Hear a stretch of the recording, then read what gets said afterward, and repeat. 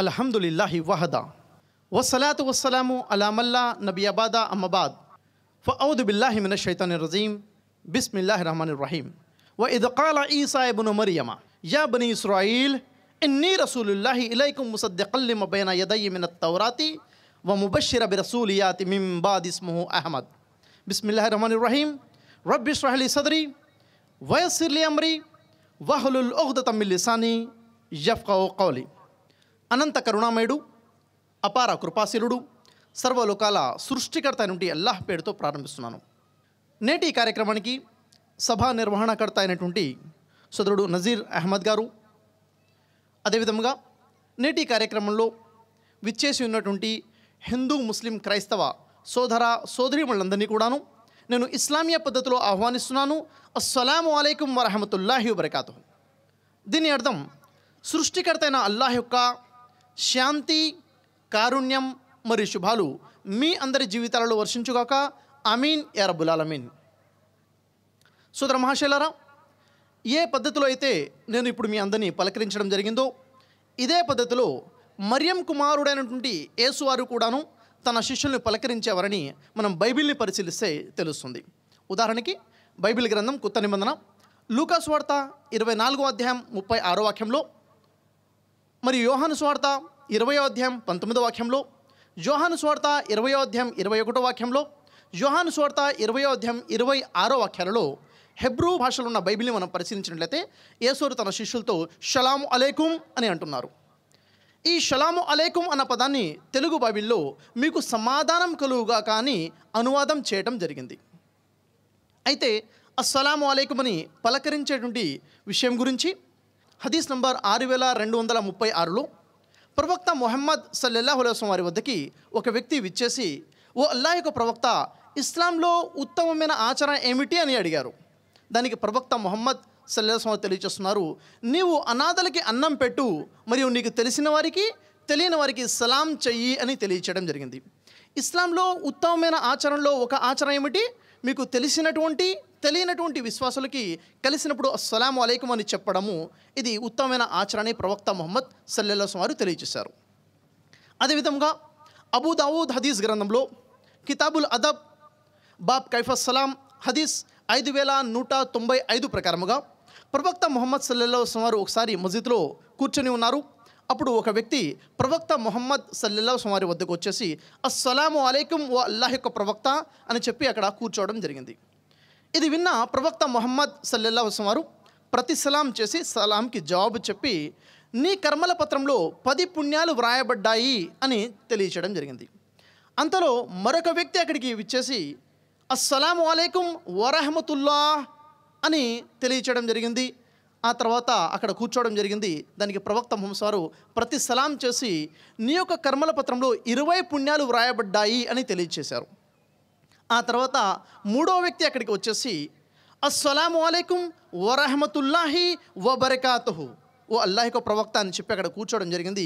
ఇది విన్నటువంటి ప్రవక్త ముహమ్మద్ వారు అతనికి ప్రతి సలాంకి జవాబు చెప్తూ నీ యొక్క కర్మల పత్రంలో 30 పుణ్యాలు వ్రాయబడ్డాయి అని తెలియచేయడం జరిగింది. ఇక్కడ ఈ హదీస్లో మనము 3 రకాల సలాంల గురించి విన్నాం. మొదటిది అస్సలాము అలైకుం, రెండవది అస్సలాము అలైకుం వరహమతుల్లాహ్, మూడవది అస్సలాము అలైకుం వరహమతుల్లాహి వబరకాతుహు. ఈ 3 రకాల సలాములు. ఉదాహరణకి అస్సలాము అలైకుం అంటే మీపై అల్లాహ్ యొక్క శాంతి వర్షించుగాక అని, అస్సలాము అలైకుం వరహమతుల్లా అంటే మీపై అల్లాహ్ యొక్క శాంతి మరియు కారుణ్యం వర్షించాలి అని, మూడవది అస్సలాము అలైకుం వరహమతుల్లాహి వబరకాతుహు అంటే మీపై అల్లాహ్ యొక్క శాంతి, కారుణ్యము మరియు శుభాలు వర్షించాలి అని ప్రార్థన. ఆశ్చర్యకరమైన విషయం ఏమిటంటే ఈ 3 రకాల సలాంల యొక్క ప్రస్తావన మనకి బైబిల్ గ్రంథంలో కూడా కనిపిస్తుంది. ఉదాహరణకి ప్రొటెస్టెంట్ బైబిల్ని మనం పరిశీలించినట్లయితే దాంట్లో కొత్త నిబంధనలు 27 పుస్తకాలు ఉన్నాయి. 27 గ్రంథాలలో 21 గ్రంథాలు పత్రికలు అంటే ఉత్తరాలు, లెటర్స్. కొంతమంది వ్యక్తులను ఉద్దేశించి, కొన్ని సంఘాలను ఉద్దేశించి వారికి సువార్త తెలియచేయడం కొరకు వ్రాసినటువంటి ఉత్తరాలు, లెటర్స్. వాటిని పత్రికలు అని అంటారు. ఆ పత్రికలని పుస్తకాల రూపంలో బైబిల్లో చేర్చడం జరిగింది. బైబిల్ యొక్క కొత్త నిబంధనలో ఉన్నటువంటి 27 పుస్తకాలలో 21 పత్రికలు ఉన్నాయి. దాదాపుగా అన్ని పత్రికల ప్రారంభంలో కూడాను ఆ పత్రికలో రాసేటటువంటి వారు ఎవరిని ఉద్దేశించి వచ్చే పత్రిక రాస్తున్నారో వారికి సలాం చెబుతూనే పత్రిక రాయడం మొదలుపెట్టడం జరిగింది. ఉదాహరణకి కొన్ని పత్రికలలో ఏ సంఘాల వారిని అయితే ఉద్దేశించి పత్రిక రాయడం జరుగుతుందో సంఘముల వారికి శుభమని చెప్పి వ్రాయున్నదేమనగా అంటే సంఘముల వారికి అస్సలాము అలైకుం అని చెప్పి వ్రాయున్నదేమనగా అని కొన్ని పత్రికలు కనబడుతుంది. ఉదాహరణకి గలతీయులకు రాసిన పత్రిక 1వ అధ్యాయం 2వ వాక్యం.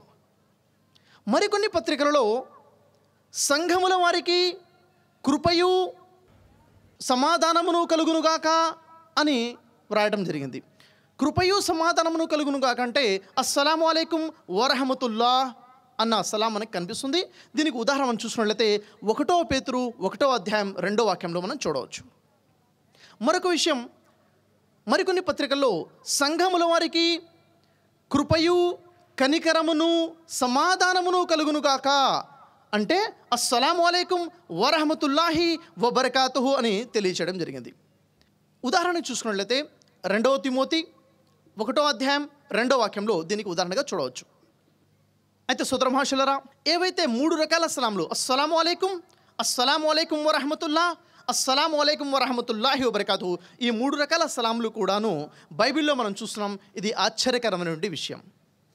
అయితే సోదర మహాశయులారా, నేటి నా అంశము ఖురాన్ మరియు బైబిల్ వెలుగులో యేసు సువార్త ఏమిటి? ఈ అంశం వినగానే అనేక మందిలో ఒక ప్రశ్న ఉత్పన్నమవుతుంది. అదేమిటండి, యేసు సువార్త గురించి బైబిల్లో ఉంటుంది కానీ ఖురాన్లో ఎందుకు ఉంటుంది? ఖురాన్కి యేసువారికి సంబంధం ఏమిటి అని ఒక ప్రశ్న రావచ్చు. ఈ ప్రశ్న రావడానికి గల కారణం ఏమిటంటే ఒక అపోహ. అనేక మంది క్రైస్తవులలో ముస్లిమేతరులో ఉన్న అపోహ ఏమిటంటే ముస్లింలు మరియం కుమారుడైనటువంటి యేసువారిని నమ్మరు, విశ్వసించరు అనేది ఒక అపోహ. వాస్తవం ఏమిటి అంటే ఏ ముస్లిం కూడాను ముస్లిం కాజాలడు ఎప్పటి వరకైతే అతను మరియం కుమారుడైన యేసుని విశ్వసించాడు. మరియం కుమారుడైన యేసుని విశ్వసించడం తప్పనిసరి అని బోధించేటటువంటి క్రైస్తవేతర ఏకైక ధర్మం ఇస్లాం. ప్రపంచ ముస్లింలందరూ కూడాను మరియం కుమారుడైనటువంటి యేసువారిని విశ్వసిస్తారు.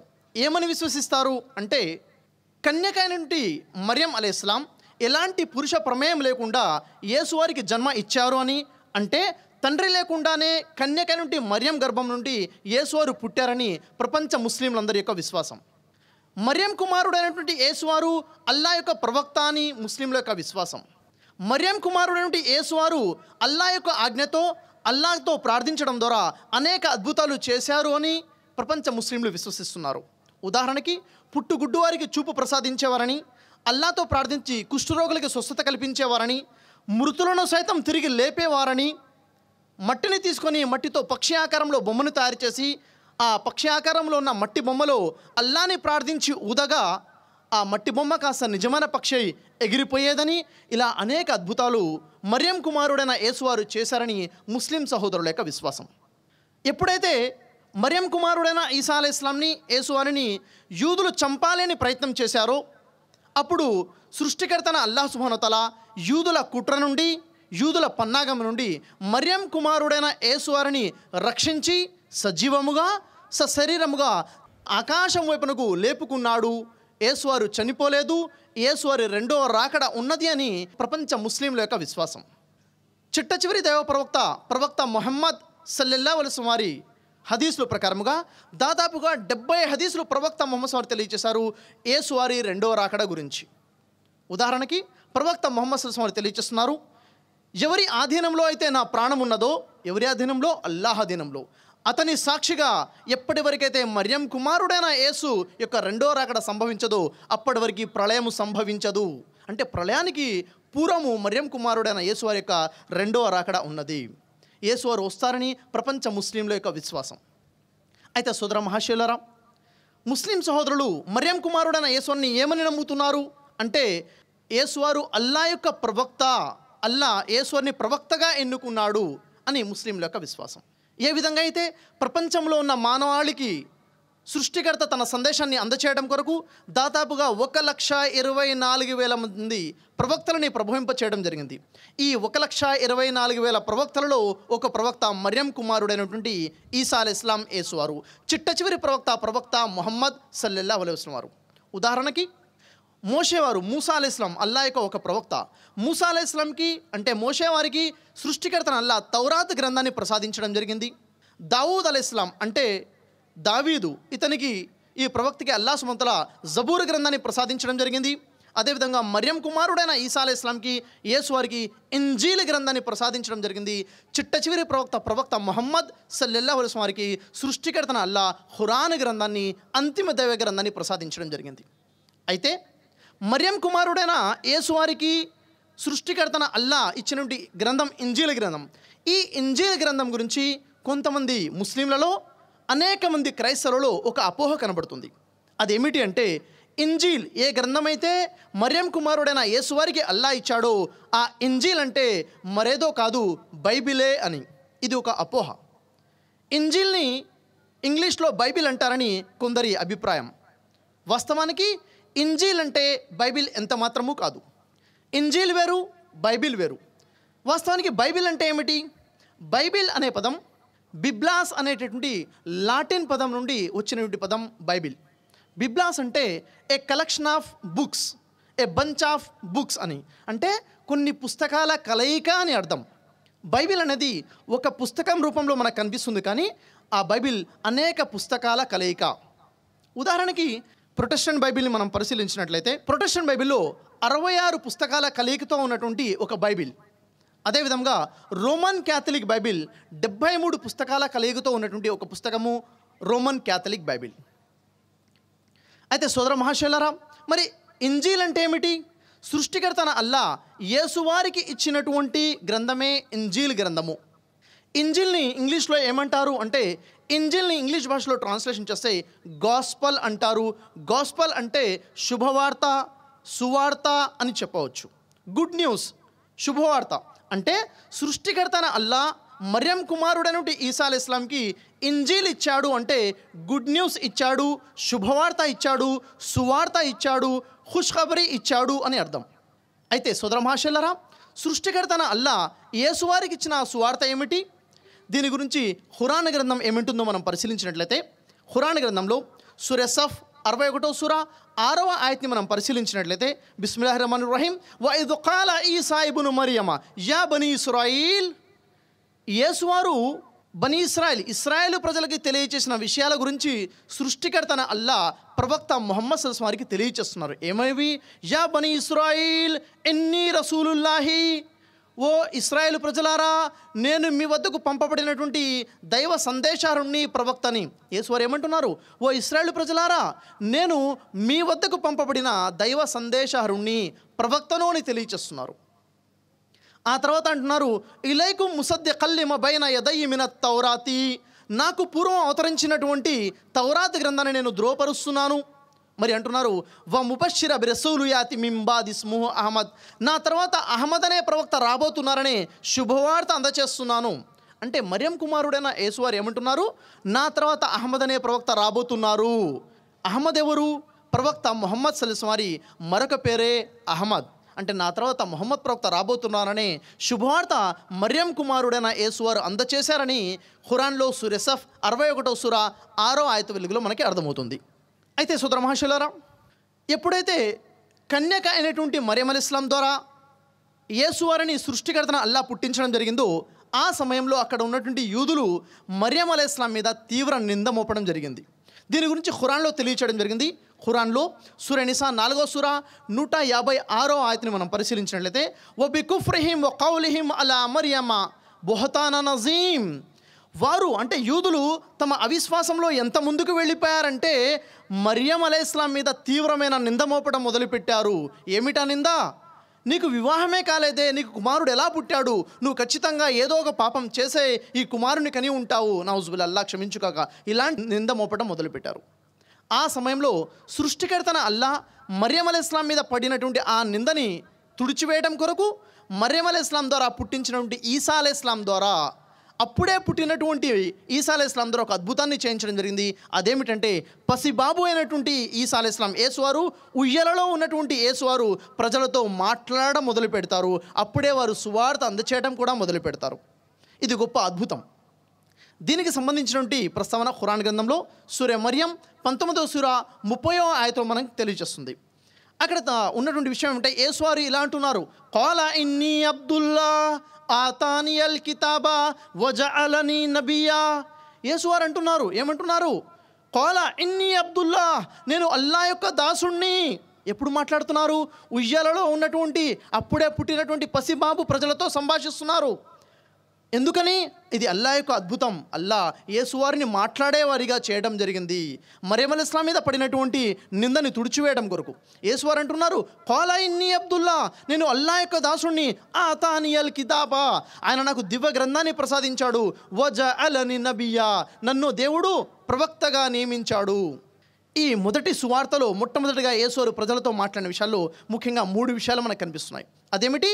నేను అల్లా యొక్క దాసుణ్ణి, అల్లా నాకు దివ్య గ్రంథాన్ని ప్రసాదించాడు, ఇంజీల్ గ్రంథాన్ని.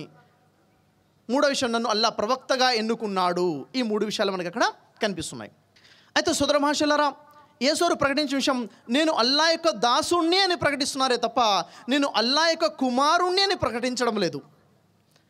ఎవరైతే మరియం కుమారుడైన ఈసా అలైహిస్సలాంని దేవుని కుమారుడు, అల్లా యొక్క కుమారుడు అని అంటారో అలాంటి వారికి ఖురాన్లో ఒక సందేశం ఉంది. ఖురాన్లో సూర మరియం 19వ సూర 88 నుండి 91 ఆయతులు మనం పరిశీలించినట్లయితే, వకాలు తఖజ రహమాను వలదా లఖద్ జీతుమ్ షయ్యన్ ఇద్దా తఖాదు సమావాతు యతఫత్తర్న మిన్హు వతన్షక్కులు తఖిర్రుల్ జిబాలు హద్దా అందౌల్ లిర్రహమాను వలదా వమా యంబఖీ లిర్రహమాన్ అయ్యత్తఖజ వలదా. కరుణామయుడి అల్లా ఎవరినో కుమారుడుగా చేసుకున్నాడు అని వారు అంటున్నారు. ఎంత ఘోరమైన విషయాన్ని వారు అల్లాకి కల్పించి తెచ్చారు. వారు అనే ఈ చెడ్డ మాట కారణంగా త్వరలోనే ఆకాశం బ్రద్దలైపోతుంది, భూమి పగిలిపోతుంది, పర్వతాలు పడిపోతాయి. ఎవరినో కుమారుడుగా చేసుకోవటం అనేది అల్లా యొక్క ఔన్నత్యానికి తగిన విషయము కానే కాదు. అంటే సృష్టికర్తన అల్లాకి కుమారుడు లేడు అన్న విషయం ఉంది. ఇదే సూర ఇఖ్లాస్ 112వ సూర 3వ ఆయతలో చూసినట్లయితే, లం యలిద్ వలం యూలద్, అల్లాకి ఏ సంతానము లేదు, అల్లాకి కుమారుడు లేడు, అల్లాకి కూతురు లేదు, అల్లా కూడా ఎవరి సంతానము కాదు. మరి యేసువారు ఎవరు? ఈసా ఇబ్ను మరియం, మరియం కుమారుడు. అందుకే ఈసా అలైహిస్సలాం అంటున్నారు, ఖాలా ఇన్నీ అబ్దుల్లా, నేను అల్లా యొక్క దాసుణ్ణి అని ప్రకటిస్తున్నారు. ఆ తర్వాత సూర మరియం 19వ సూర 36వ ఆయతని మనం పరిశీలించినట్లయితే అక్కడ మరియం కుమారుడు ఈసా అలైహిస్సలాం ఇలా అంటున్నారు, వ ఇన్నల్లాహ రబ్బీ వ రబ్బకుమ్ ఫఅబుదు హాజా సిరాతం ముస్తఖీం. స్పష్టమైన సందేశం యేసువారు అందజేస్తున్నారు. ఏమని? ఇన్నల్లాహ, నిశ్చయముగా అల్లాహ్, రబ్బీ వ రబ్బకుమ్, నాకు ప్రభువే మీకు ప్రభువే, ఫఅబుదు, కనుక మీరు ఆయననే ఆరాధించండి, హాజా సిరాతం ముస్తఖీం, ఇదే రుజు మార్గము, ఇదే సరి అయిన మార్గము. యేసువారు సువార్త ఏమిటి? ఓ ప్రజలారా, అల్లా నాకు ప్రభువే మీకు ప్రభువే, కనుక అల్లాను మాత్రమే ఆరాధించండి, ఇదే రుజు మార్గము, ఇదే సరి అయిన మార్గమని ఈసా అలైహిస్సలాం వారు ప్రజలకి యేసువారు తెలియజేస్తున్నారు. అయితే సోదర మహాశయులారా, ఈరోజు ప్రపంచంలో చూసుకున్నట్లయితే అనేక మంది మరియం కుమారుడైనటువంటి ఈసా అలైహిస్సలాంని దైవంగా భావించేవారు అనేక మంది ప్రపంచంలో ఉన్నారు. దీని గురించి ఖురాన్ ఇస్తున్నటువంటి సందేశం ఏమిటంటే, ఖురాన్లో సూర మాయిదా 5వ సూర 72వ ఆయతలో సృష్టికర్తన అల్లా తెలియజేస్తున్నాడు. ఏమని? లఖద్ కఫరల్లజీన ఖాలు ఇన్నల్లాహు వల్ మసీహ్ ఇబ్ను మరియం, ఎవరైతే మరియం కుమారుడైనటువంటి యేసుని అల్లా అని అంటారో, దేవుడు అని అంటారో, వారు నిశ్చయంగా అవిశ్వాసానికి పాల్పడినట్లే అని సృష్టికర్తన అల్లా తెలియజేస్తున్నాడు.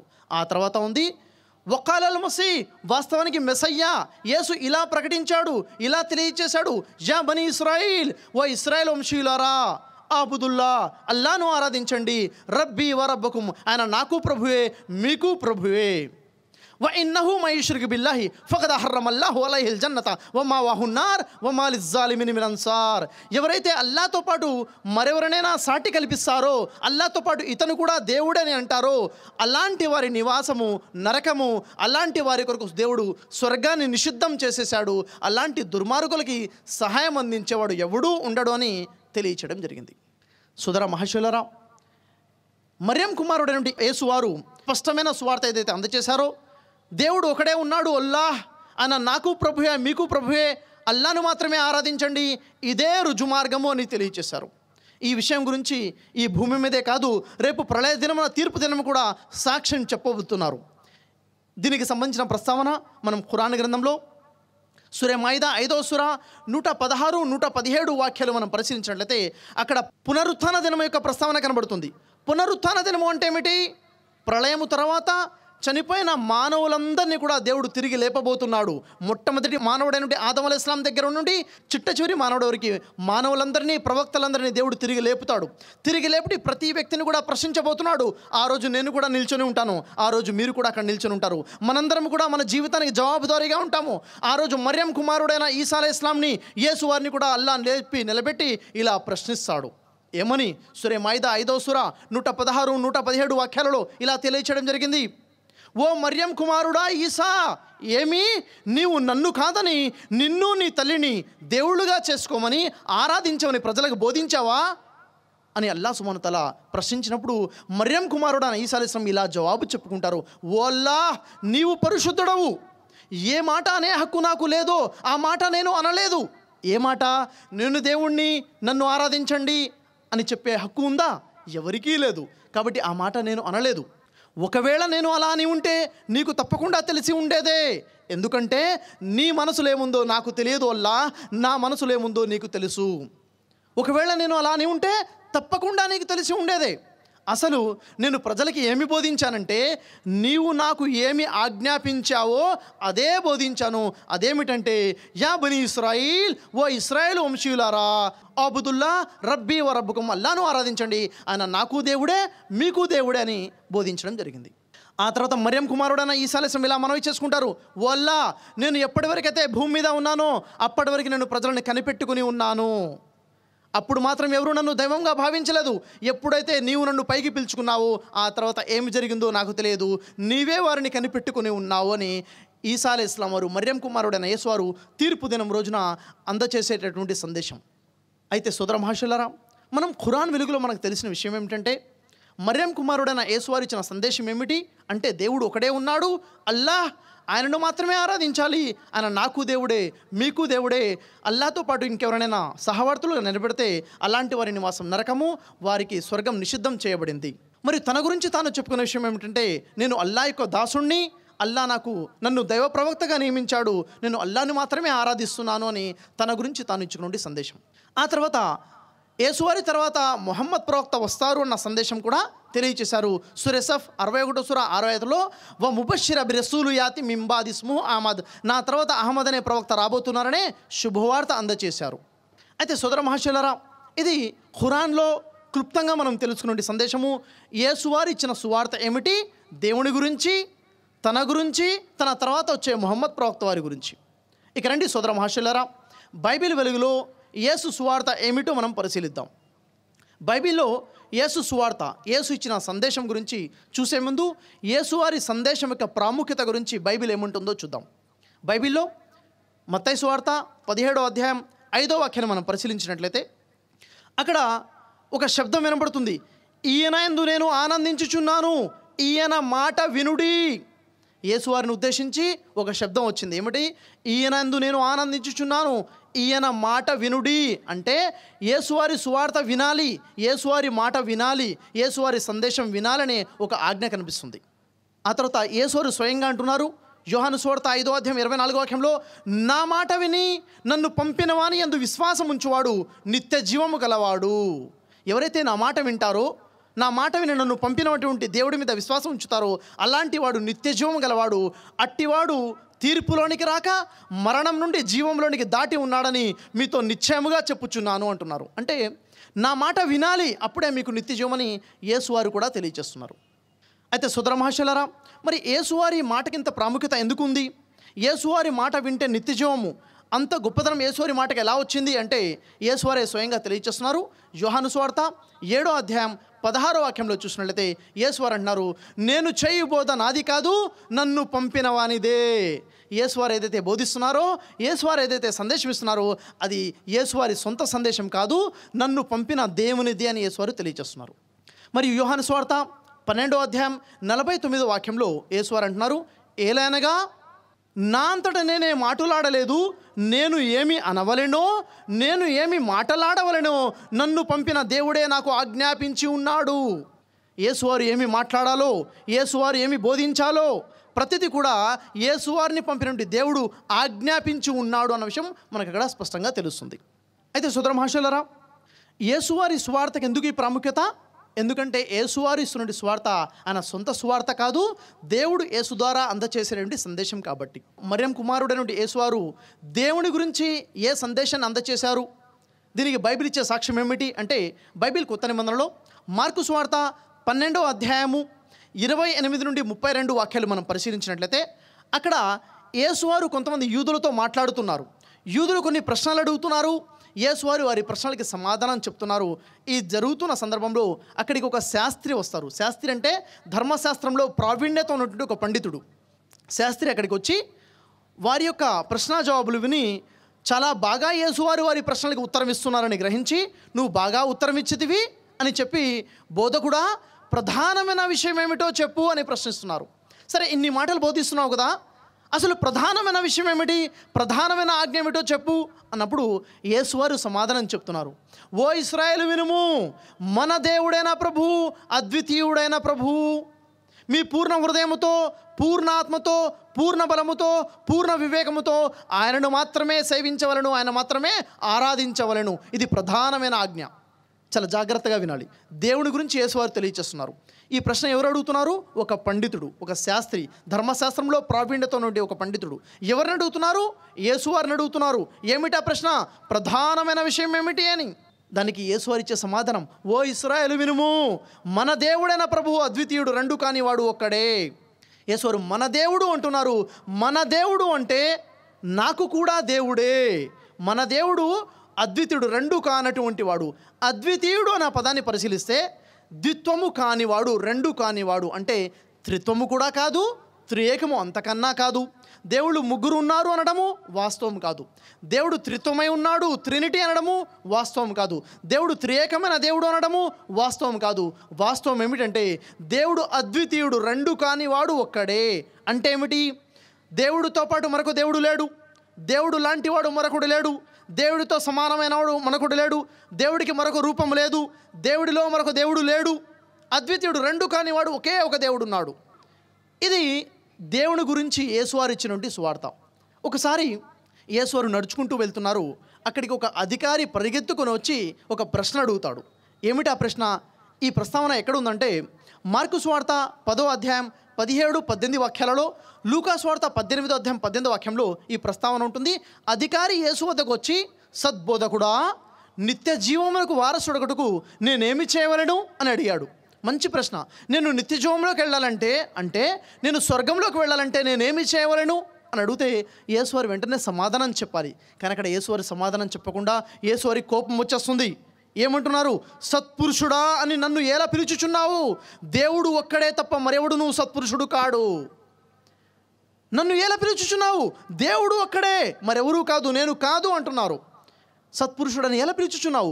దేవుడు ఒక్కడే తప్ప మరి ఎవడు నువ్వు సత్పురుషుడు కాడు అని అతన్ని కోపగించుకొని ఆ తర్వాత అంటున్నారు, ఆజ్ఞలు గైకొనుము నిత్య జీవాన్ని పొందుతావు.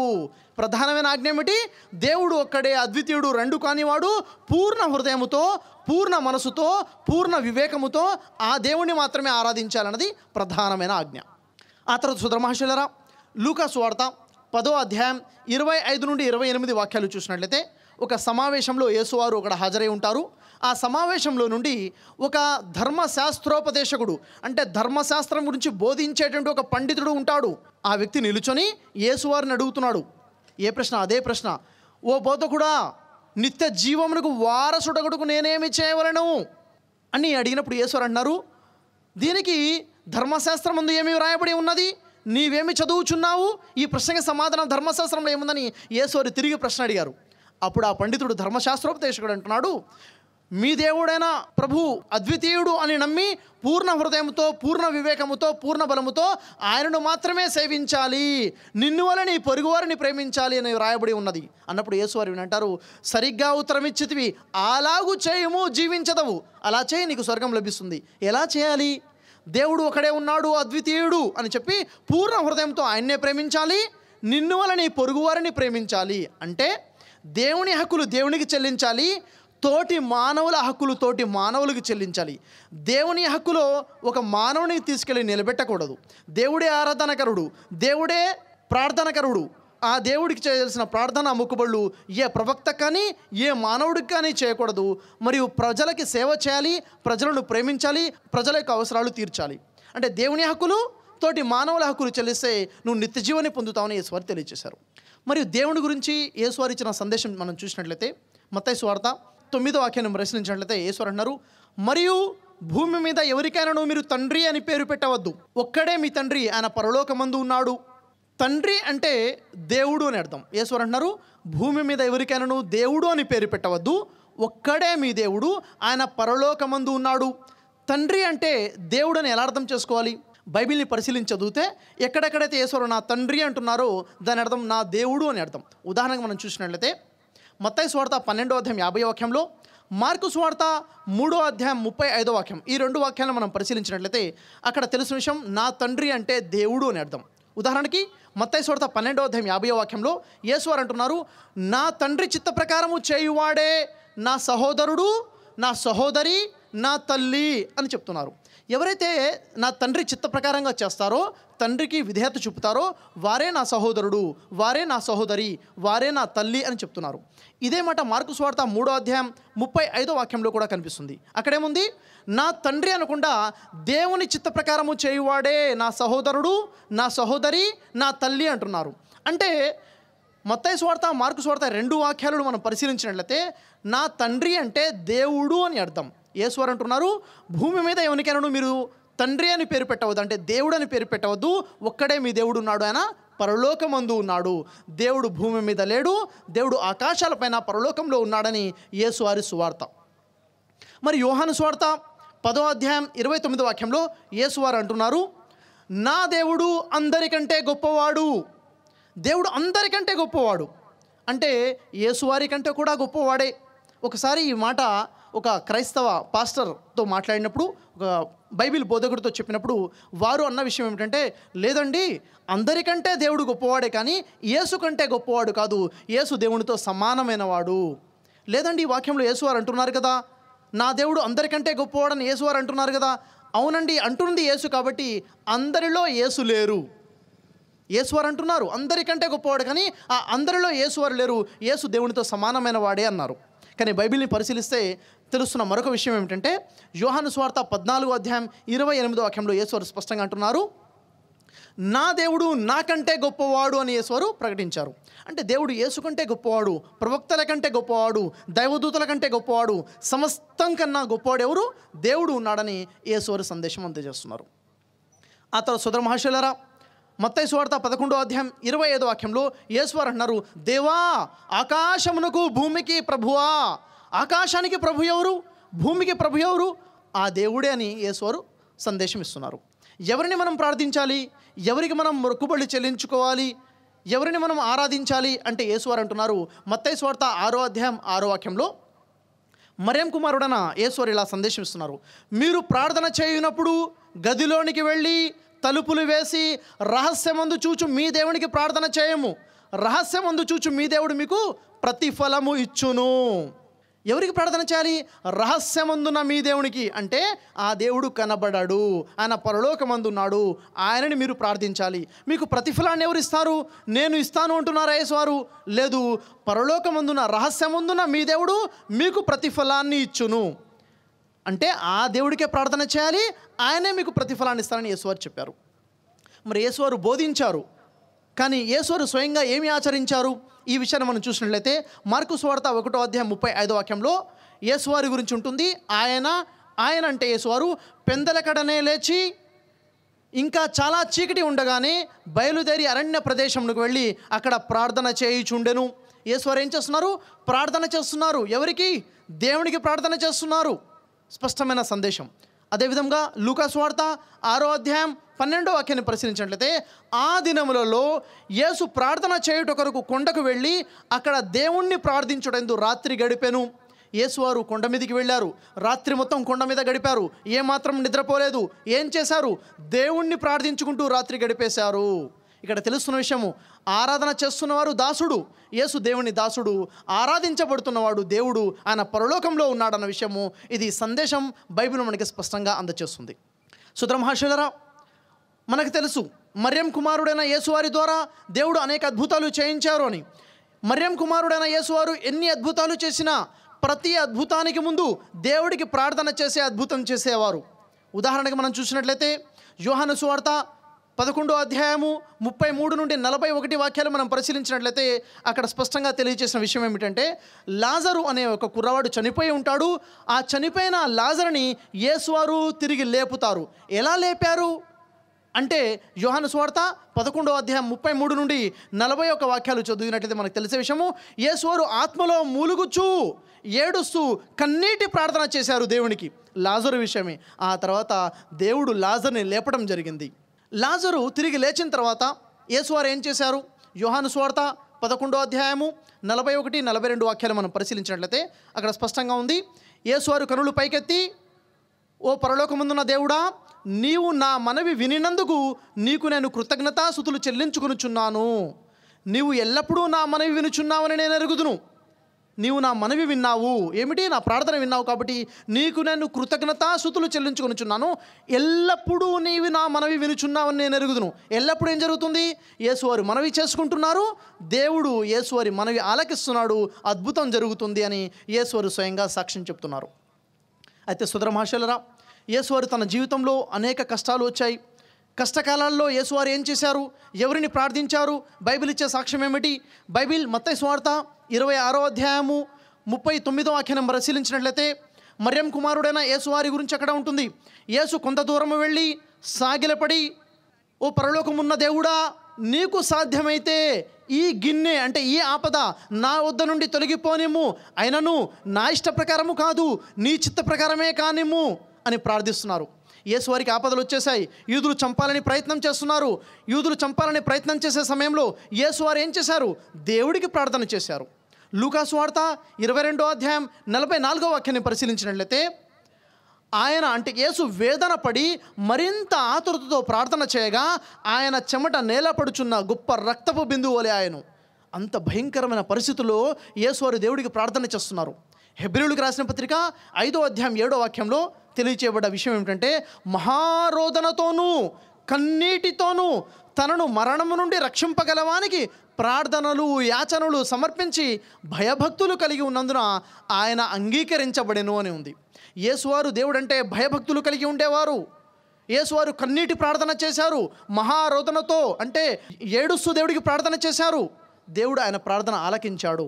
అంటే కష్టకాలంలో యేసువారు దేవుడికి ప్రార్థన చేసేవారు అన్న విషయము మనకి యేసువారి జీవితాన్ని పరిశీలిస్తే మనకి తెలుస్తుంది.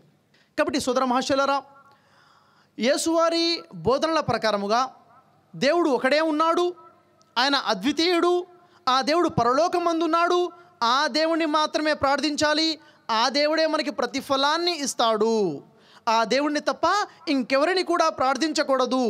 కష్టాలలో సుఖాలలో ఎల్లవేళలో కూడా దేవుడికే ప్రార్థన చేయాలి, ఆయనకే కృతజ్ఞతాస్తుతులు చెల్లించుకోవాలన్నది యేసువారు ఇస్తున్నటువంటి సందేశం. మరియు లూకా సువార్త 4వ అధ్యాయము 5 నుండి 8 వాక్యాలు పరిశీలించినా కానీ, మత్తయి సువార్త 4వ అధ్యాయం 8 నుండి 10 వాక్యాలు పరిశీలించినా కానీ అక్కడ ఒక సంఘటన కనబడుతుంది. అదేమిటి? అపవాది అయినటువంటి శైతాన్ యేసువారిని శోధిస్తున్నాడు, ఇబ్బంది పెడుతున్నాడు, పరీక్షకి గురి చేస్తున్నాడు. ఆ సందర్భం మనకి బైబిల్లో కనబడుతుంది. అదేమిటి? యేసువారిని అపవాది అయిన సాతాను ఇబ్బంది పెడుతున్నాడు. ఏమని? యేసువారిని తీసుకుని ఎత్తైన కొండ మీదకి తీసుకెళ్ళిపోయాడు. ఎత్తైన కొండ మీద నుంచి భూలోక రాజ్యాలన్నీ చూపించి అంటున్నాడు యేసువారితో. సాతాను అంటున్నాడు, ఈ భూలోక రాజ్యాలన్నీ కూడా నా అధీనంలో ఉన్నాయి, నీవు గనక నాకు సాగిలపడి నాకు నమస్కరించి నాకు మ్రొక్కితివా, ఇవన్నీ కూడా నేను నీకు ఇచ్చేస్తానని ఆశ చూపిస్తున్నాడు. నాకు ప్రార్థించు, నన్ను మొక్కు అని సాతాను యేసువారిని అంటున్నాడు. యేసువారు ఏమన్నారు? సాతానా పొమ్ము, నీ దేవుడైన ప్రభువునకు మ్రొక్కి ఆయనను మాత్రమే సేవించవలనని వ్రాయబడి ఉన్నది కదా. ఎవరిని సేవించాలి? దేవుడైన ప్రభువుని సేవించాలి ఉంది. నేను నిన్నెందుకు ఆరాధిస్తాను, నేను నిన్నెందుకు మ్రొక్కుతాను, నిన్నెందుకు నమస్కరిస్తాను, పో అని యేసువారు సాతాన్ని ఇక్కడ గద్దించడం జరుగుతుంది. స్పష్టంగా తెలిసే విషయం ఏమిటంటే, ఇక్కడ గమనిస్తే సాతానికి దేవుడు ఎవరో తెలుసా లేదా? స్పష్టంగా తెలుసు. సాతానికి జ్ఞానం ఉందా లేదా? దేవుడి గురించి స్పష్టమైన జ్ఞానం ఉంది. సాతానుకి తెలుసు, దేవుణ్ణి సాతాను శోధిస్తాడా? దేవుణ్ణి శోధించడు. ప్రవక్త అయిన యేసు కాబట్టి ప్రవక్త అయిన యేసుని తీసుకెళ్ళి ప్రవక్త అయిన యేసు విశ్వాసానికి పరీక్ష పెట్టాడు. నీవు నాకు మ్రొక్కితే ఈ రాజ్యాలని నీకు ఇచ్చేస్తాను ఆశ పెట్టాడు. కానీ అచంచల విశ్వాసి అయినటువంటి మరియం కుమారుడైన యేసు వారు ఏమంటున్నారు? సాతానా పొమ్ము, దేవుణ్ణి ఆరాధించాలనుంది, నేను దేవుణ్ణి ఆరాధిస్తాను అని తెలియచేయడం జరిగింది. అంటే యేసువారు దేవుని దాసుడుగానే ఉన్నారు, దేవుడు దాసుడనే ప్రకటించుకున్నారు. అర్థమవుతుంది దేవుడు ఒకడే అద్వితీయుడు అన్న విషయం. మరి సోదర మహాశయులారా, దేవుని గురించి యేసువారు ఇచ్చిన స్వార్థం మనం చూసాం. తన గురించి తాను ఏమి చెప్పుకున్నారు యేసువారు? దీని గురించి బైబిల్ని పరిశీలిస్తే యోహాను సువార్త 8వ అధ్యాయం 24వ వాక్యంలో యేసువారు అంటున్నారు, నేనే ఆయనను అని మీరు నమ్మని ఎడల మీ పాపంలోనే ఉండి మీరు మరణిస్తారు. నేనే ఆయనను అని మీరు నమ్మకపోతే మీ పాపంలో ఉండి మీరు చనిపోతారు అని ఉంది. ఈ వాక్యాన్ని చూసి చాలామంది అంటున్నారు, చూసారా, యేసువారు స్పష్టంగా చెప్పారు, నేనే ఆయనను అని ప్రకటించుకున్నారు. నేనే ఆయన అంటే నేనే సాక్షాత్తు దేవుణ్ణని యేసువారు ప్రకటించుకున్నారు అని కొంతమంది అపోహపడుతున్నారు. వాస్తవానికి ఏమిటి? ఈ మాట ఎప్పుడైతే యేసువారు బోధించారో వెంటనే యేసువారి శిష్యులు అడిగారు. యోహాను సువార్త 8వ అధ్యాయం 25వ వాక్యంలో అడుగుతున్నారు, కనుక నీవెవరవు? నేనే ఆయన అంటున్నావు కదా, అసలు నీవెవరవు అని అడిగారు. అప్పుడు యేసువారు అన్నారు, మొదట నుండి నేను ఎవడనని చెప్పుకొనుచున్నానో వాడనే. మొదటి నుంచి కూడా నేను ప్రకటించుకుంటూ వస్తున్నాను, నేను ఎవరిని అన్న విషయం వాడనే నేను. మరి ఇక్కడ రండి సోదరులారా, యేసువారు తన గురించి తాను ఏమని ప్రకటించుకున్నారు, తన గురించి తాను ఏమని చెప్పుకుంటూ వచ్చారు, ఈ విషయాన్ని మనం పరిశీలించినట్లయితే యోహాను సువార్త 4వ అధ్యాయం 25, 26 వాక్యాలు పరిశీలించినట్లయితే యేసువారు సమరయ స్త్రీతో మాట్లాడుతున్నారు. సమరయ అనే ప్రాంతానికి చెందినటువంటి ఒక స్త్రీ యేసువారితో అంటుంది, క్రీస్తనబడిన మెస్సయ్య వచ్చునని నేనెరుగుదును, ఆయన వచ్చినప్పుడు సమస్తము మాకు తెలియచేస్తాడు అని సమరయ స్త్రీ అన్నప్పుడు యేసువారు అంటున్నారు, నీతో మాట్లాడుచున్న నేనే ఆయనను, నేనే ఆ క్రీస్తనబడిన మెస్సయ్యాను. ఆ సమరయ స్త్రీ గ్రంథజ్ఞానం కలిగినటువంటి వారు ఎదురు చూస్తున్నారు, క్రీస్తనబడిన మెస్సయ్య రాబోతున్నాడు, వస్తాడు, వస్తే మాకన్నీ తెలియచేస్తాడని. ఈ మాటని యేసువారు అన్నారు, నీతో మాట్లాడుచున్న నేనే ఆ క్రీస్తనబడిన మెస్సయ్యాను. యేసువారు ప్రకటించుకుంటున్నారు, నేను క్రీస్తును, నేను మెస్సయ్యాను అని యేసువారు ప్రకటించుకుంటున్నారు. క్రీస్తు అంటే ఏమిటి? మెస్సయ్య అంటే ఏమిటి? క్రీస్తు అంటే అభిషక్తుడు, అభిషేకించబడినవాడు. దీని గురించి లూకా సువార్త 4వ అధ్యాయం 18వ వాక్యాన్ని పరిశీలించినట్లయితే అక్కడ స్పష్టంగా ఉంటుంది, సువార్త ప్రకటించుట కొరకు దేవుడు నన్ను అభిషేకించి ఉన్నాడు, నన్ను ఎన్నుకొని ఉన్నాడు. దేవుడి సువార్త ప్రజలకు సందేశం అందచేయడం కొరకు దేవుడు ఎన్నుకున్నాడు, అభిషేకించాడు. ఆయన అభిషిక్తుడు క్రీస్తు, ఆయనే మసీహ్, మెస్సయ్య. మెస్సయ్య అంటే ఏమిటి? దేవుడు యేసువారిని మసీహిగా చేశాడు. మెస్సీ అంటే మసా అంటే స్పర్శించడము, స్పర్శించడం ద్వారా స్వస్థత కలగచేసేవారు. యేసువారు స్పర్శించడం ద్వారా పుట్టుకొడ్డి వారికి కళ్ళు వచ్చేవి, యేసువారు స్పర్శించడం ద్వారా స్వస్థత కలగచేసేవారు. ఈ శక్తిని దేవుడు యేసువారికి అందచేయడం జరిగింది. ఇలాంటి అద్భుతాలు కేవలం యేసువారే చేశారా అంటే యేసువారు మాత్రమే కాదు, అనేక మంది ప్రవక్తల ద్వారా దేవుడు అద్భుతాలు చేయించడం జరిగింది. ఉదాహరణకి బైబిల్ని పరిశీలిస్తే 1వ రాజులు 17వ అధ్యాయం 21, 22 వాక్యాలు పరిశీలిస్తే ఏలియా గురించిన ప్రస్తావన ఉంటుంది. ఏలియా దగ్గరికి ఒక చనిపోయిన చిన్న పిల్లవాడిని తీసుకుని వస్తే ఏలియా ప్రార్థన చేసి ఆ చిన్న పిల్లవాడిని తిరిగి లేపడం జరుగుతుంది. చనిపోయిన వారిని తిరిగి లేపింది ఏలియా కూడాను. ఎహెచ్కేలు గ్రంథము 37వ అధ్యాయము 1 నుండి 10 వాక్యాలు మనం పరిశీలిస్తే ఎహెచ్కేలు ఒక లోయలోకి దిగుతాడు. ఆ లోయలో అనేక వేల సంఖ్యలో ఎముకలు పడి ఉంటాయి, పుర్రెలు పడి ఉంటాయి. అంటే గొప్ప సైన్యం అక్కడ చనిపోయి ఉంటుంది. అక్కడ దేవుని యొక్క సహాయంతో ఎహెచ్కేలు ఏం చేస్తాడు? ఆ గొప్ప సైన్యాన్ని తిరిగి లేపుతాడు. ఇలా అనేక మందితో దేవుడు అద్భుతాలు చేయించడం జరిగింది. అయితే సోదర మహాశయులారా, యేసువారు అనేక అద్భుతాలు చేశారు. యేసువారు తన గురించి తాను చెప్పుకునే విషయం ఏమిటంటే క్రీస్తనబడిన మెస్సయ్యాను అని చెప్తున్నారు. మరియు మత్తయి సువార్త 23వ అధ్యాయం 10వ వాక్యాన్ని మనం పరిశీలించినట్లయితే యేసువారు తన శిష్యులతో అంటున్నారు, మరియు మీలో ఎవరు కూడాను గురువులు అని పిలువబడవద్దు, క్రీస్తు ఒక్కడే మీ గురువు. మీలో ఎవరు కూడా గురువులు అని పిలువబడకూడదు, బోధకులు అని పిలువబడకూడదు. ఎందుకని? క్రీస్తు ఒక్కడే మీ బోధకుడు, గురువు అని యేసు తనకు తానుగా బోధకుడు అని అక్కడ ప్రకటించుకుంటున్నారు. ఆ తర్వాత మత్తయి సువార్త 13వ అధ్యాయం 57వ వాక్యాన్ని మనం పరిశీలించినట్లయితే మరియు మార్కు సువార్త 6వ అధ్యాయం 4వ వాక్యాన్ని పరిశీలించినట్లయితే యేసువారు తన గురించి తాను ప్రవక్త అని ప్రకటించుకుంటున్నారు. ఉదాహరణకి యేసు తన సొంత ప్రాంతాన్ని వదిలి ఇతర ప్రాంతానికి, ఇతర పట్టణాలకు వెళ్ళి సువార్త ప్రకటించి కొంతకాలం తర్వాత తన స్వదేశానికి తన సొంత ప్రజల వద్దకు వచ్చి అక్కడ ప్రజలకు సువార్త ప్రకటిస్తున్నారు. ఈ సువార్త విన్నటువంటి ప్రజలు యేసువారి మాట వినలేదు. ఈయన మన యేసయ్యే కదా, ఈయన మన మరియం కుమారుడే కదా అని చులకన భావంతో చూశారు. యేసువారిని విశ్వసించలేదు. అప్పుడు యేసువారు అంటున్నారు మత్తయి సువార్త 13వ అధ్యాయం 57వ వాక్యంలో, మార్కు సువార్త 6వ అధ్యాయం 4వ వాక్యంలో మరియం కుమారుడైన యేసువారు అంటున్నారు, ప్రవక్త తన దేశములోనూ తన ఇంటను తప్ప మరి ఎక్కడా ఘనహీనుడు కాడని వారితో చెప్పెను. యేసువారు ఒక ప్రవక్తని తన గురించి తాను ప్రకటించుకుంటున్నారు. కాబట్టి సోదర మహాశయులారా, యేసు సమకాలికులు. యేసువారు భూమి మీద ఉన్నప్పుడు యేసుతో పాటు జీవితం గడిపిన వారు, యేసుని చెవులారా విన్నటువంటి వారు, కళ్ళారా చూసినటువంటి వారు, యేసుని ఏమని నమ్ముకునేవారు. ఈ విషయాన్ని మనం చూసుకున్నట్లయితే మత్తయి సువార్త 21వ అధ్యాయం 11వ వాక్యంలో యేసువారు యెరూషలేము పట్టణంలోకి ప్రవేశిస్తారు. ఎప్పుడైతే యెరూషలేము పట్టణంలోకి యేసువారు ప్రవేశించారో యెరూషలేము ప్రజలందరూ కూడా కలవరపడతారు. ఎవరు ఈయన? ఈయన ఇలా బోధిస్తున్నాడు, ఈయన ఇలా అద్భుతాలు చేస్తున్నాడు, ఎవరు అసలు ఇతను అని కలవరపడతాడు. వారిలో ఒక ప్రశ్న మొదలవుతుంది.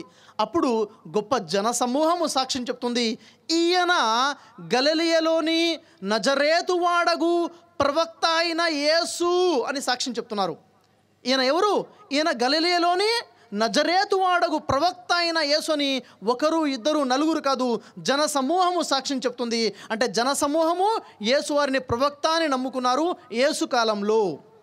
ఈరోజు ప్రపంచ ముస్లింలందరూ కూడాను యేసు ఎవరు అంటే యేసు ఒక ప్రవక్త అనే విశ్వాసాన్ని కలిగి ఉన్నారు, అదే ప్రకటిస్తున్నారు కూడాను.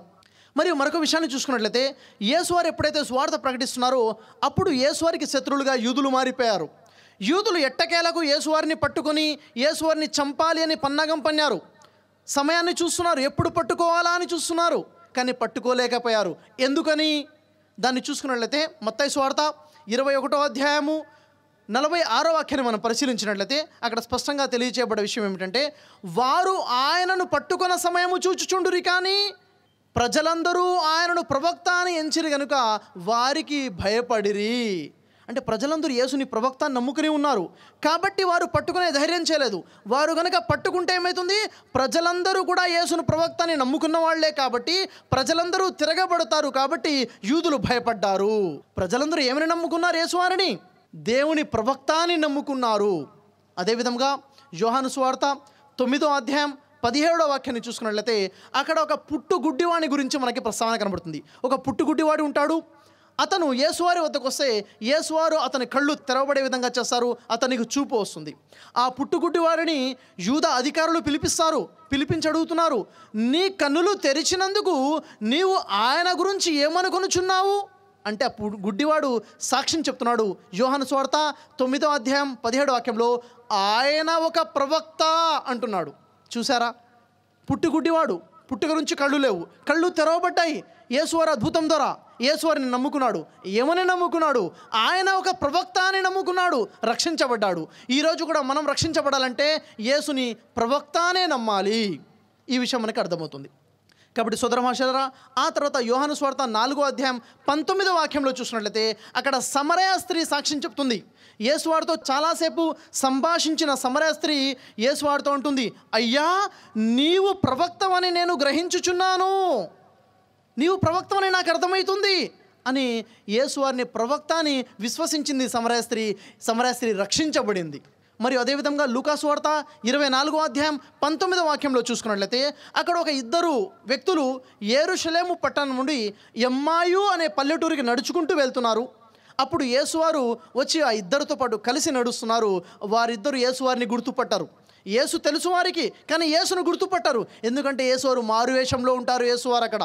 అప్పుడు వారిద్దరూ మాట్లాడుకుంటూ వెళ్తున్నారు. అప్పుడు యేసువారు వారిని అడుగుతున్నారు, మీరు ఎవరి గురించి మాట్లాడుకొనుచున్నారు అంటే వారు అంటున్నారు, మేము నజరేయుడైన యేసును గురించి మాట్లాడుకొనుచున్నాము. ఆయన దేవుని ఎదుటను ప్రజలందరి ఎదుటను వాక్యములోను క్రియలలోను గొప్ప ప్రవక్త అయి ఉండెను. ఆయన ఎవరట? ఆయన ఒక ప్రవక్త. దేవుని దృష్టిలో కూడాను ప్రజలందరి దృష్టిలో కూడాను యేసు ఒక ప్రవక్త అని అక్కడ యేసువారి ముందే సాక్ష్యం చెప్పడం జరుగుతుంది. కాబట్టి సోదర మహాశయులారా, యేసువారు ఎవరు అంటే యేసువారు స్వయంగా చెప్పుకున్నారు, ఆయన ఒక క్రీస్తు అని, ఆయన మెసయ్యా అని, ఆయన బోధకుడు అని, ఆయన దేవుని ప్రవక్త అని యేసువారు స్వయంగా సందేశం ఇచ్చుకున్నారు తన గురించి తాను. మరియు సోదర మహాశయులారా, యోహాను సువార్త పరిశీలించినట్లయితే యేసువారు అక్కడ స్పష్టంగా తెలియజేస్తున్నారు. ఏమంటున్నారు? దాసుడు యజమాని కంటే గొప్పవాడు కాడు, పంపబడినవాడు పంపిన వాని కంటే గొప్పవాడు కాదు అని యోహాను సువార్తలో తెలియజేస్తున్నారు. దాసుడు యజమాని కంటే గొప్పవాడు కాదు, పంపబడినవాడు పంపిన వాని కంటే గొప్పవాడు కాదు. యోహాను సువార్త 7వ అధ్యాయం 28వ వాక్యంలో అంటున్నారు. ఏమన్నారు? నా అంతటా నేను రాలేదు, నన్ను పంపినవాడు సత్యవంతుడు. ఈ 2 వాక్యాల వెలుగులో మనకేం తెలుస్తుంది? యేసువారు పంపబడినవాడు, దాసుడు, దేవుని దాసుడని యేసువారు ప్రకటించుకున్నాడు. పైన ఉన్నవాడు పంపినవాడు ఆయన దేవుడు అన్న విషయం మనకి అర్థమవుతుంది. కాబట్టి సోదర మహాశయుల తన గురించి తాను దేవుని దాసుడిని అని ప్రకటించుకున్నారు. ఆ తర్వాత తన తర్వాత వచ్చే మొహమ్మద్ ప్రవక్త గురించి యేసువారు ఏం చెప్పారు అంటే, యోహాను సువార్త 16వ అధ్యాయం 7 నుండి 14 వాక్యాలు పరిశీలించినట్లయితే అక్కడ యేసువారు తెలియజేస్తున్నారు. యేసువారు తన శిష్యులతో అంటున్నారు. ఏమంటున్నారు? అయితే నేను మీతో సత్యము చెప్పుచున్నాను, నేను వెళ్ళిపోవటం వలన మీకు ప్రయోజనకరము. నేను వెళ్ళని ఎడల ఆదరణకర్త మీ వద్దకు రాడు, నేను వెళ్ళి ఆయనను మీ వద్దకు పంపిస్తాను. చూసారా? నేను వెళ్ళకపోతే ఆదరణకర్త మీ వద్దకు రాడు, నేను వెళ్ళి ఆయనను పంపిస్తాను, నేను వెళ్తే మీకు ప్రయోజనకరము అంటున్నారు. ఆ తర్వాత అంటున్నారు 12వ వాక్యంలో, నేను మీకు చెప్పవలసిన సంగతులు ఇంకా అనేకము కలవు, కానీ ఇప్పుడు మీరు వాటిని విని సహించలేరు. నా తర్వాత వచ్చు ఆయన అంటే సత్యస్వరూపి అయిన ఆత్మ వచ్చి మీకు సర్వసత్యములోకి నడిపిస్తారు, మిమ్మల్ని సర్వసత్యంలోకి నడిపిస్తారు. ఆయన తనంతట తానే ఏమీ బోధించక ఏదైతే వింటారో అదే మీకు బోధించడం జరుగుతుంది అని తెలియచేయడం జరిగింది. ఆయన నా గురించి సాక్ష్యం చెప్తారు కనుక నన్ను మహిమపరుస్తారు అని మొహమ్మద్ ప్రవక్త వారి గురించి ఈ వాక్యాల్లో యేసువారు తెలియచేస్తున్నారు. మరి ఈ వాక్యాలు మన క్రైస్తవ సోదరులు చదివి ఈ వాక్యాల గురించి వారి యొక్క అభిప్రాయం ఏం చెప్తున్నారంటే, ఈ వాక్యాలు మొహమ్మద్ ప్రవక్త వారి గురించి కాదు, ఇది పరిశుద్ధాత్మ గురించి అంటున్నారు. యేసువారి తర్వాత పరిశుద్ధాత్మ వస్తుందని యేసువారు ప్రకటించారు అని. కానీ గమనించినట్లయితే పరిశుద్ధాత్మ అంటే ఒక శక్తి, మొహమ్మద్ ప్రవక్త అంటే ఒక వ్యక్తి. యేసువారు చెప్తుంది ఒక శక్తి గురించా లేక ఒక వ్యక్తి గురించా అంటే, యేసువారు అంటున్నారు నేను వెళ్ళనదే ఆయన మీ వద్దకు రాడు. ఆయన రాడు అంటే ఒక వ్యక్తి గురించి, అది రాదు అనటం లేదు, ఆయన రాడు అని ఒక వ్యక్తి గురించి మాట్లాడుతున్నారు. మరొక విషయం, నేను వెళ్ళననేదే ఆదరణకర్త మీ వద్దకు రాడు అంటే, యేసువారు వెళ్ళిన 600 సంవత్సరాల తర్వాత మొహమ్మద్ ప్రవక్త వచ్చారు, కానీ పరిశుద్ధాత్మ యేసువారు భూమి మీద ఉన్నప్పుడే పరిశుద్ధాత్మ భూమి మీదకి వచ్చింది అనే విషయము మనకి తెలుసు. ఆ తర్వాత సోదర మహాశయులారా, యేసువారు చెప్పినటువంటి ఆదరణకర్త గురించి పరిశుద్ధాత్మని ఎందుకు భ్రమించారు అంటే, యేసువారు అన్నారు ఆయన అనగా సత్యస్వరూపి అయిన ఆత్మ అన్నారు. సత్యస్వరూపి అయిన ఆత్మ అంటే పరిశుద్ధాత్మే కదా అన్న ఆలోచన కలిగి ఉన్నారు. కానీ వాస్తవానికి ఆత్మ అని ఏ ఉద్దేశంతో వాడబడింది ఇది మనకు తెలియాలంటే 1వ యోహాను 4వ అధ్యాయం 1వ వాక్యాన్ని మనం పరిశీలించినట్లయితే అక్కడ ఉన్న విషయము, ప్రియులారా అనేకులైన అబద్ధ ప్రవక్తలు లోకంలో బయలుదేరి ఉన్నారు కనుక మీరు ప్రతి ఆత్మను నమ్మక, ఏ ఆత్మ దేవుని సంబంధమైనదో ఏ ఆత్మ దేవుని సంబంధమైనది కాదో తెలుసుకోవాలి. అంటే ఆత్మ అంటే ప్రవక్త అని అర్థమవుతుంది. అబద్ధ ప్రవక్తలు వచ్చి ఉన్నారు కనుక ప్రతి ప్రవక్తను నమ్మక అనకుండా ప్రతి ఆత్మను నమ్మక అని ఉంది. సత్యస్వరూపి అయిన ఆత్మ అంటే సత్యస్వరూపి అయిన ప్రవక్త అని అర్థము. యేసువారు తనంతట తాను ఏమీ బోధించరు అని చెప్పారు వచ్చే ఆదరణకర్త. మరి మొహమ్మద్ ప్రవక్త వారు తనంతట తాను ఏమీ బోధించలేదు. ఖురాన్లో సూరా నజ్మ్ 53వ సూర 3వ ఆయతను పరిశీలించినట్లయితే మొహమ్మద్ ప్రవక్త తన మనోవాంఛలను అనుసరించి ఏ విషయము చెప్పలేదు, ఏదైతే వహీ ద్వారా తనకు అందిందో అదే ప్రజలకు అందచేశారు. మరి పరిశుద్ధాత్మ అంటే పరిశుద్ధాత్మ విని బోధిస్తుందా, స్వయంగానే బోధిస్తుందా అంటే మన క్రైస్తవ సోదరులు అంటున్నారు పరిశుద్ధాత్మ ఒకరి నుండి విని బోధించేది కాదు, పరిశుద్ధాత్మ స్వయంగానే బోధిస్తుంది. కానీ అక్కడ ఏముంది, ఆయన తనంతట తాను ఏమీ బోధించాడు, విని బోధిస్తాడు అని ఉంది. కాబట్టి సోదర మహాశయులారా, ఆ తర్వాత వచ్చే ఆదరణకర్త నా గురించి సాక్ష్యం చెప్తాడు అంటే యేసు గురించి సాక్ష్యం చెప్తాడని ఉంది. ఈరోజు ప్రపంచంలో కోటాను కోట్ల మంది ముస్లింలు యేసువారిని నమ్ముతున్నారు అంటే ఎందుకు నమ్ముతున్నారు? క్రైస్తవుల బోధలు విని కాదు, బైబిల్ చదివి అంతకన్నా కాదు, ఖురాన్ యొక్క బోధనలు విని, ప్రవక్త ముహమ్మద్ వారి యొక్క సాక్ష్యం విని మర్యం కుమారుడైన యేసువారిని ప్రవక్త అని నమ్ముతున్నారు. ముహమ్మద్ ప్రవక్త సాక్ష్యం చెప్పారు, యేసువారిని మహిమపరిచారు. కాబట్టి సోదర మహాశయులారా, ఇక్కడ స్పష్టమైన సందేశం మనకు కనబడుతుంది. అయితే ఈ యేసువారి సందేశం ప్రకారముగా దేవుడు ఒకడే ఉన్నాడు, ఆయన అద్వితీయుడు, ఆ దేవుడు పరలోకంలో ఉన్నాడు, ఆ దేవుణ్ణి ఆరాధించాలి. యేసు కూడా ఆ దేవుణ్ణి ఆరాధించారు. ఆ దేవుణ్ణి కాకుండా ఇంకెవరిని ఆరాధిస్తే వారి నివాసము నిత్య మరణము, నరకము. యేసువారు ఎవరు? దేవుని ప్రవక్త, దేవుని సందేశాన్ని ప్రజలకు అందజేసిన బోధకుడు, దేవుని దాసుడు అన్న విషయం మనకు తెలుస్తుంది. యేసు తర్వాత మొహమ్మద్ ప్రవక్త వస్తారని ఖురాన్ మరియు బైబిల్లో స్పష్టమైన సందేశం ఉంది. చివరిగా సోదర మహాశయులారా, మరి ఇప్పుడు యేసువారి బోధ వింటే వచ్చే లాభం ఏమిటి, యేసువారి బోధ వినకపోతే వచ్చే నష్టం ఏమిటి అంటే బైబిల్ స్పష్టంగా తెలియజేస్తుంది. మత్తయి సువార్త 7వ అధ్యాయం 24-25 వాక్యాలు పరిశీలిస్తే యేసువారు అంటున్నారు, నా మాటలు విని వాటి ప్రకారముగా చేయు ప్రతివాడు బండ మీద ఇల్లు కట్టుకునిన బుద్ధిమంతుణ్ణి పోలి ఉన్నాడు. వాన కురిసెను, వరదలు వచ్చెను, గాలి విసిరి ఆ ఇంటి మీద కొట్టెను, ఆ ఇంటి పునాది బండ మీద వేయబడి ఉంది కాబట్టి ఆ ఇల్లు కూలబడలేదు. అంటే యేసు మాట విని యేసు మాట ప్రకారంగా విశ్వాసాన్ని కలిగి ఉన్నవాడు బుద్ధిమంతుడు, అతని విశ్వాసం పడిపోదు. ఆ తర్వాత అంటున్నారు మత్తయి సువార్త 7వ అధ్యాయం 26వ వాక్యంలో, ఎవరైతే నా మాట విని వాటి ప్రకారముగా చేయడో అట్టివాడు ఇసుక మీద ఇల్లు కట్టుకున్న బుద్ధిహీనుణ్ణి పోలి ఉన్నాడు. వాన కురిసెను, వరదలు వచ్చెను, గాలి విసిరి ఆ ఇంటి మీద కొట్టెను, ఆ ఇంటి పునాది ఇసుక మీద వేయబడి ఉంది కాబట్టి ఆ ఇల్లు కూలబడిను, దాని పాడు గొప్పదాయెను. ఎవరైతే యేసు బోధన ప్రకారంగా కాకుండా ఇష్టం వచ్చినట్టుగా విశ్వాసాన్ని కలిగి ఉంటే వారి విశ్వాసం పరలోకంలో పడిపోతుంది. యేసు వారు ఇచ్చిన సువార్త ఏమిటి అంటే యోహాను సువార్త 17వ అధ్యాయం 3వ వాక్యం ప్రకారంగా, అద్వితీయ సత్యదేవుడమైన నిన్నును నీవు పంపిన యేసు క్రీస్తును నమ్ముట నిత్య జీవము. దేవుణ్ణి అద్వితీయుడని, నిజమైన సత్యదేవుడని నమ్మాలి. యేసుని క్రీస్తు మెసయ్య ప్రవక్త అని నమ్మాలి. దేవుని దాసుడని నమ్మాలి. యేసు తర్వాత వచ్చిన మొహమ్మద్ ప్రవక్తని నమ్మాలి. కాబట్టి సోదర మహాశయులారా, మనకున్న సమయాన్ని దృష్టిలో ఉంచుకొని ఖురాన్ మరియు బైబిల్లో యేసు సువార్త ఏమిటి, దేవుని గురించి, యేసు గురించి, మొహమ్మద్ ప్రవక్త గురించి కొన్ని విషయాలు మనం తెలుసుకునే ప్రయత్నం చేశాను. చివరిగా నా ప్రసంగాన్ని ఖురాన్ గ్రంథంలోని సూర అల్ ఇమ్రాన్ 3వ సూర 64వ ఆయతని పఠించి నా ప్రసంగాన్ని ముగిస్తాను. బిస్మిల్లాహిర్ రహమానిర్ రహీం. ఖుల్ యా అహ్లల్ కితాబ్ తాలౌ ఇలా కలిమతిన్ సవాఇం బైననా వ బైనకుం అల్లాహ్ నాబుద ఇల్లల్లాహ్ వలా నుష్రిక బిహి షైయన్ వలా ఇత్తఖజ బాజునా బాజన్ అర్బాబా మిన్ దునిల్లాహి ఫఇన్ తవల్లౌ ఫఖూలు షహదు బిఅన్నా ముస్లిమూన్. ఓ గ్రంథ ప్రజలతో ఇలా ప్రకటించమని అల్లాహ్ ఆజ్ఞాపిస్తున్నాడు. ఓ గ్రంథ ప్రజలారా, మీకు మాకు సమానమైన ఒక విషయం వైపునకు రండి. అదేమిటి?